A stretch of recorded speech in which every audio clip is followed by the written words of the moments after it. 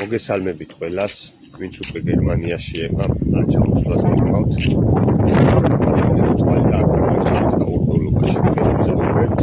რატომ უარყოფენ ბინადრობის გაგრძელებას და რა შეცდომები არ უნდა დაუშვათ.